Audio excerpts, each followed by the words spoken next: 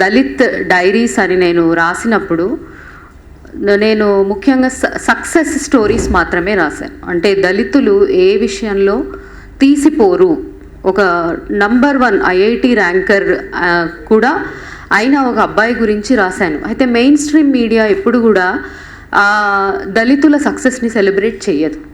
So తప్పకుండా అది celebrate చేయాల్సిన బాధ్యత మన మీద ఉంది అని నేను అయితే నా సిరీస్కి నేను దళిత్ డైరీస్ అని రాసినప్పుడు చాలామంది వాళ్ళకి కులం పెట్టడం, వాళ్ళు దళితులు అని స్పెసిఫై చేయడం అవసరమా అని చాలామంది ప్రశ్నించారు. తప్పకుండా అది అవసరమే అని చెప్పాను. ఎందుకంటే మనకు ఒక పివి సింధునో ఇంకెవరో ఏదైనా ఒక చిన్న అచీవ్మెంట్ చేసినప్పుడు కులపరంగా ఏ విధంగా అయితే సెలబ్రేట్ చేసుకుంటారో, ఇట్లా ఏ విధంగా అయితే ఓన్ చేసుకుంటారో, సో దళితుల్ని ఆ విధంగా ఓన్ చేసుకోరు. సో ఈ సమావేశంలో నేను మాట్లాడాలనుకున్న కొన్ని విషయాల్ని మీతో షేర్ చేసుకుంటాను. ఈ మధ్య ఒక ఎస్సే చదివాను నేను. అది సోమనాథ్ వాగ్మేరే అనే ఒక మరాఠీ రచయిత చేసింది. ఆయన, ఇప్పుడు మనం చరిత్ర గురించి మాట్లాడుకుంటే 1985లో 1985లో అంబేద్కర్ గారి భార్య డాక్టర్ సవితా అంబేద్కర్ గారు నిర్మించిన ఒక ఫ్రెంచ్ రచయితతో కలిసి ఒక 10 నిమిషాల డాక్యుమెంటరీని నిర్మించారు. అయితే ఆ డాక్యుమెంటరీని ఎక్కడో కంప్లీట్గా ధ్వంసం చేశారు. దానికి చాలా అవార్డ్స్ వచ్చాయి. ఆ డాక్యుమెంటరీ అన్టచబుల్స్ అనే డాక్యుమెంటరీ. నేను కూడా ఆ డాక్యుమెంటరీ లింక్ కోసం గత 10 రోజులుగా వెతుకుతూనే ఉన్నాను. సో అంటే చరిత్రని ఏ విధంగా, దళితుల చరిత్రని ఎట్లా మరుగుపరిచారు అనే విషయాల్ని మనం తప్పకుండా వెలికి తీయాలి.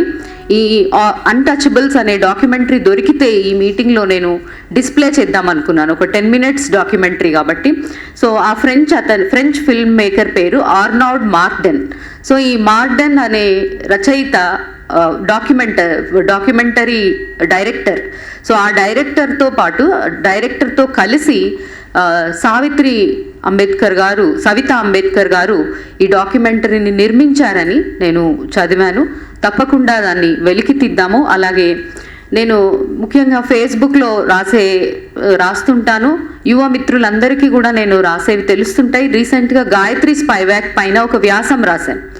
సో గాయత్రి స్పైవాక్ ఒక మీటింగ్లో మాట్లాడుతున్నప్పుడు దళిత్ స్టడీస్ ఎందుకు, వై నాట్ బ్రాహ్మణికల్ స్టడీస్, ప్రతి యూనివర్సిటీలో దళిత్ స్టడీస్ అనే ఎందుకు ఉంటుంది, వై నాట్ బ్రాహ్మణికల్ స్టడీస్ అని ఒక అబ్బాయి ప్రశ్న లేవనెత్తినప్పుడు ఆ అబ్బాయి యొక్క ప్రొనౌన్సియేషన్ మీరు సరిగ్గా ప్రొనౌన్స్ చేయట్లేదని గాయత్రి స్పైవాక్ అతన్ని పక్కన పెట్టేశారు, అతని మైక్ని కట్ చేశారు. సో ఎందుకు ఇప్పుడు మనమే ప్రశ్నించుకుంటే ప్రతి యూనివర్సిటీలో దళిత్ స్టడీస్ ఉంటుంది కానీ బ్రాహ్మణికల్ స్టడీస్ ఎందుకు ఉండదు? ఎందుకు అంటే బ్రాహ్మణికల్ స్టడీస్లో దళితుల అణిచివేత తప్ప ఇంకొకటి ఉండదు.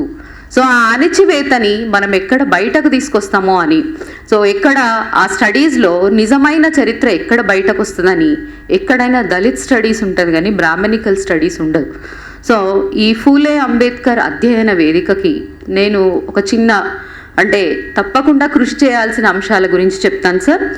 ఫస్ట్, ఇప్పుడు వచ్చే కొత్త జనరేషన్లో దళితుల్లో ఉన్నటువంటి ఇన్హరెంట్ ఇన్ఫీరియారిటీ, సో ఈ ఇన్ఫీరియారిటీని ఏ విధంగా మనము బయటకి తీయగలము, ఈ ఇన్ఫీరియారిటీని ఏ విధంగా ఎదుర్కొనేలా సాహిత్యకారులుగా మనమేం చేయగలము, ఒకటి. రెండవది, వాట్ ఈస్ ప్రివిలేజ్. సో మనము మారుతున్న చరిత్ర, నడుస్తున్న చరిత్ర చూస్తుంటే 2014 నుండి భారతదేశము ఒక సెక్యులర్ కంట్రీగా, ఒక సోషలిస్ట్ కంట్రీగా ఎంత మాత్రం లేదు. సో ఎందుకు లేదు అనంటే ఎప్పటిదో జరిగినటువంటి బర్త్ వల్ల వచ్చిన ప్రివిలేజ్ వల్ల, లేదా బర్త్ వల్ల జరిగినటువంటి ప్రైడ్ మీద భారతీయుల్లో ఒకలాంటి ఫాల్స్ ప్రైడ్ క్రియేట్ చేయడం జరిగింది. అది బీసీ కులాల మొదలుకొని ప్రతి ఒక్కరిలో ఆ ఫాల్స్ ప్రైడ్ అనేది చేశారు. సో ఆ ఫాల్స్ ప్రైడ్ని దళితులుగా మనం ఎట్లా కాంబాట్ చేయాలి, మనం ఎట్లా వచ్చే పిల్లల్ని, రాబోయే తరాలని ఏ విధంగా ఆ ఫాల్స్ ప్రైడ్కి గురి కాకుండా, ఆ ఫాల్స్ ప్రైడ్ వల్ల ఏర్పడే ఇన్ఫీరియారిటీకి గురి కాకుండా ఏ విధంగా మనము కాపాడుకోగలగాలి. సో 2 భారతదేశాలు, ఒకటి ఎప్పుడైతే ఈ నరేంద్ర మోడీ నేతృత్వంలో ఎప్పుడైతే ఈ మతతత్వ భారతదేశం ఏర్పడ్డదో, మతతత్వ భారతదేశంలో దళితుల పైన దాడులతో పాటు ప్రతి పాలసీ కూడా పేదవాడికి, దళితులకి అగెయిన్స్ట్గానే ఉన్నాయి. ఎందుకంటే ఇది వరకు డాక్టర్లుగా చాలామంది పేదవాళ్ళు డాక్టర్లు చదివేవాళ్ళేమో, ఎప్పుడైతే నేషనలైజ్డ్ ఎగ్జామ్స్ స్టార్ట్ చేశారో అప్పటి నుంచి పేద పిల్లలకి ఉన్నత చదువులు ఏ విధంగా దూరం అయ్యాయి. సో అందులో వాళ్ళ అవలంబిస్తున్న పాలసీలు ఏంటి? సో ఎక్కడో ఒక ఆటో నడుపుకునే అబ్బాయి కొడుకో, లేకపోతే ఎక్కడో ఒక కూలీ పని చేసుకునే అమ్మాయి కొడుకో ఖరగ్పూర్ ఐఐటీలోనో లేదా ఇంకెక్కడోనో NIT ట్రిచీలోనో సీట్ తెచ్చుకోవడం ముఖ్యం కాదు. సో పాలసీలు ఏ విధంగా పిల్లల ఆశలని, కలలని ఏ విధంగా మింగేస్తున్నాయి. సో మనం చరిత్రను అధ్యయనం చేస్తూనే నడుస్తున్న చరిత్ర పైన స్టడీ చేయాల్సిన అవసరం చాలా ఉంది. సో ఈ స్టడీ ఎందుకు ఇంపార్టెంట్ అంటే, నేను ఒక పుస్తకం గురించి రాశాను, అది చాలా ఖరీదైన పుస్తకం, అది ప్రతి దేశంలో కూడా అమ్ముడుపోయింది. Caste and the origins of discontents and Isabel Wilkerson అనే రచయిత్రి బ్లాక్స్ని, అంటే ఆఫ్రికాలో బ్లాక్స్ని, అలాగే ఈ భారతదేశంలో దళితులని సమన్వయపరుస్తూ అక్కడ బ్లాక్స్ ఎదుర్కొన్న పోరాటం ఎలాంటిదో, ఇక్కడ దళితుల మీద జరిగిన దాడులు ఎలాంటివో రెండిటిని సమన్వయపరుస్తూ ఆమె ఆ పుస్తకం రాశారు. అందులో చాలా అంశాలు కూడా నేను ఫేస్బుక్ పోస్ట్గా రాశాను. అది ఒక మంచి బుక్గా తీసుకురావాలనే ప్రయత్నంలో ఉన్నాను. ఈ ఫూలే అంబేద్కర్ అధ్యయన వేదిక సహకారం కోరుతున్నాను. సో తప్పకుండా అది ఒక మంచి పుస్తకం అవుతుందని నేను ఆశిస్తున్నాను. అలాగే సోషల్ స్టిగ్మా. సో ఈ సోషల్ స్టిగ్మా అనేది ఎందుకు దళితుల సోషల్ స్టిగ్మాని కన్సిడర్ చేయకుండా, why did we fail? So మనము ఎక్కడ ఫెయిల్ అయ్యాం? చదువుకుంటున్నాం అంటే హౌ డస్ కాస్ట్ ఆపరేట్? ఇప్పుడు ఎవరు కూడా వెట్టి చాకిరీ చేయట్లేదు. ఇప్పుడు ఎవరైనా దొరలో లేకపోతే అప్పర్ కాస్ట్ వాళ్ళు ఎవరైనా సవర్ణుల్లో వస్తే కాళ్ళు మొక్కట్లేదు, దండాలు పెట్టట్లేదు. కానీ కాస్ట్ ఆపరేట్ అవుతుంది. ఎక్కడ కాస్ట్ ఆపరేట్ అవుతుంది? ఒక EWS రిజర్వేషన్లో అంటే మనం అనేక విధాలుగా అంటే hidden operating systems of cost. So దళితులకు అగెయిన్స్ట్గా ఈ ఆపరేటింగ్ సిస్టమ్స్ ఎట్లా పనిచేస్తున్నాయి? సో ఈ విషయాలపైన లోతుగా ఆలోచించాల్సిన విషయము, చర్చించాల్సిన విషయాలు అనేకం ఉన్నాయి. ఎందుకంటే మన రాబోయే తరాలని ఖచ్చితంగా మనము ఈ ఇన్ఫీరియారిటీ నుండి మనము కాపాడుకోవాలి. నెక్స్ట్ పుస్తకాల గురించి వస్తే, రీసెంట్గా ఒక పుస్తకం గురించి నేను ఫేస్బుక్లో కూడా ప్రస్తావించాను. దళిత్ కిచెన్స్ ఆఫ్ మరాఠ్వాడా, షాహు పటోలే అనే ఒక పుస్తకము.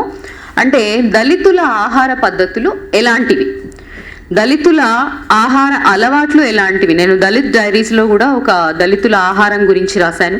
సో మనం చూస్తూనే ఉన్నాము 2014 నుండి ఎవరైతే బీఫ్ తింటారో వాళ్ళపైన దాడులు. మనం కూడా యూనివర్సిటీస్లో బీఫ్ ఫెస్టివల్స్ చేయించాము. అయితే దళితుల ఆహార పద్ధతుల పైన ప్రత్యేక అధ్యయనం అనేది అవసరము. దళిత్ కిచెన్స్ ఆఫ్ మరాఠ్వాడా లాగా మనం కూడా దళిత్ కిచెన్స్ ఆఫ్ తెలంగాణను, దళిత్ కిచెన్స్ ఆఫ్ తెలుగుస్ అను ఒక పుస్తకం లాంటిది మన ఆహార పద్ధతులు, అలవాట్ల పైన, మన సంస్కృతి సాంప్రదాయాల పట్ల ప్రత్యేకమైన స్టడీ చేయడం అనేది అవసరము. అలాగే అన్లెర్నింగ్. సో ఇదివరకే దార్ల వెంకటేశ్వరరావు సార్ చెప్పారు, అన్లెర్నింగ్ అనేది ఖచ్చితంగా పాలకులు రాసిన చరిత్రని మనం తోసిపుచ్చాలి. అది మన చరిత్ర ఎప్పటికీ కాదు. ఫర్ ఎగ్జాంపుల్ మనము చూస్తూనే ఉంటాం వాట్సాప్ మెసేజెస్లో, ఇది మన ప్రైడ్, ఇది మన కల్చర్, ఇవి మన పోస్టులని మనని ప్రతి గ్రూప్లో మనల్ని విసిగిస్తూ ఉంటారు. మనం ఆ గ్రూప్ నుండి బయటకు వెళ్ళిపోయేంత వరకు కూడా ఆ చరిత్ర ప్రైడ్ని పెట్టి మనల్ని చంపుతుంటారు. సో అందులో ప్రతిదీ ఫేక్ అని మనకు తెలుసు. నాణాలు ఫేకు, శిల్పాలు ఫేకు, ప్రతి ఒక్కటి ఫేకు, ప్రతి చరిత్ర ఫేక్ అని మనకు తెలుసు. సో అవన్నీ కూడా గ్రాఫిక్స్లో మాడ్యులేట్ చేసినవని మనకు తెలుసు. ఇంకొక విషయం ఏంటంటే వాళ్ళకు తెలుసు అవి ఫేక్ అని. అయినప్పటికీ దే ట్రై టు పోర్ట్రే, ఎందుకంటే ఆ బర్త్ ప్రైడ్ తప్ప వాళ్ళకి ఇంకేమీ లేదు. సో ఆ ప్రైడ్ని how we have to combat అనేది చాలా ఇంపార్టెంట్. అయితే నేను చరిత్ర నుండి పక్కకు జరిగిపోతున్నాను కొన్ని విషయంలో, but these things I wish to say. ఇంకోటి, వేర్ డిడ్ వి ఫెయిల్ అంటే, ఒకటి, దళితుల పట్ల ఎంపతి క్రియేట్ చేయడంలో ఫెయిల్ అయినాం. సో దళితులకి రిజర్వేషన్స్ ఇవ్వడం ద్వారా వీళ్ళని అప్లిఫ్ట్మెంట్ చేయాలి అని అనుకున్నాం, కానీ అదే సమయంలో ఎంపతి, అప్పర్ స్ట్రాటాలో ఒక ఎంపతి అనేది క్రియేట్ చేయడంలో మనము ఫెయిల్ అయినాము అని కొంతమంది రచయితలు చెప్తారు. సో మనము వేర్ డిడ్ వి ఫెయిల్ అనేది తప్పకుండా చర్చించాల్సిన అవసరం ఉన్నది. ఎందుకంటే ఈ కాస్ట్ ఆపరేటింగ్ అనేది ఇంకా రాబోయే తరాలు ఈ విధంగానే ఉంటే మాత్రం చాలా డార్మెంట్ యూత్ని మనం చూడబోతున్నాం. ఎందుకంటే only upper strata of the people ఎవరైతే 2వ 3వ తరంలో చదువుకున్నారో వాళ్లకు మాత్రమే ఉన్నత విద్య కానీ, ఉద్యోగాలు కానీ, ఇతర అవకాశాలు కానీ ఉండే అవకాశం ఉంది. మిగిలిన దళిత యువత అంతా కూడా నిస్తేజమైన జీవితాన్ని, అలాగే రకరకాల మానసిక సమస్యలతో సతమతమయ్యే యువత రాబోతుంది. సో దానికోసం మనం మేల్కొనాలి. ఏ విధంగా ఈ వాట్సాప్ తర్వాత ఈ సోషల్ మీడియా ప్రైడ్ని మనం కాంబాట్ చేయాలి, ఏ విధంగా. అయితే దీనికి ఒకటే ఒక సొల్యూషన్ ఉంది. సొల్యూషన్ ఏంటి అంటే, మనం తప్పకుండా ఎక్స్పోజ్ చేయాలి. సో ఎక్కడైతే ఫేక్నెస్ ఉందో, ఎక్కడైతే హిస్టారికల్ కరెక్షన్ అవసరమో తప్పకుండా దాన్ని ఎక్స్పోజ్ చేయాలి. ఎక్కడైతే మనకు అగెయిన్స్ట్గా దళితులకు అన్యాయం జరిగినప్పుడు తప్పకుండా మనమందరం కలిసి ఒక వాయిస్ని రేజ్ చేయాలి. ఇందాక స్కై బాబా చెప్పారు. సో ఒక సంగిశెట్టి శ్రీనివాస్ సార్ తప్ప బీసీలలో ముఖ్యంగా ఎంపతి అనేది అస్సలు లేదు దళితుల పట్ల. సో ఆ ఎంపతిని క్రియేట్ చేయడంలో మనం ఫెయిల్ అయ్యాము. ఒక సంగిశెట్టి సార్ కనిపిస్తారు, కానీ చాలామంది బీసీలకి దళితులంటే చులకన భావం. సో ఇది మనం ఫేస్ చేస్తూనే ఉంటాం. సో ఈ ఐక్యత మనం తప్పకుండా సాధించాలి. మాదిగల్లో ఐక్యత గురించి ఇండస్ మార్టిన్ గారు ఈ మధ్యనే ఒక పోస్ట్ రాశారు. సో తప్పకుండా మనము కులాల ఉపకులాల పరిధిని దాటి తప్పకుండా దళితుల పట్ల అన్యాయాన్ని, అలాగే ముస్లిం పట్ల మైనారిటీల పట్ల అన్యాయాన్ని, మైనారిటీ పట్ల దాడులని తప్పకుండా మనం కాంబాట్ చేయాలి. మనం అందరం కూడా యునైటెడ్గా ఉంటే మనం మరింత పని చేయగలుగుతాము. అలాగే నేను చెప్పిన ఈ విషయాలన్నిటిపైన ఫూలే అంబేద్కర్ వీళ్ళు దృష్టి సారించాలని కోరుకుంటూ, so you are doing a great job. చాలా గొప్ప కృషి చేస్తున్న ప్రతి ఒక్కరికి శుభాకాంక్షలు. అలాగే నాకు ఈ అవకాశం ఇచ్చినందుకు ధన్యవాదాలు. Thank you.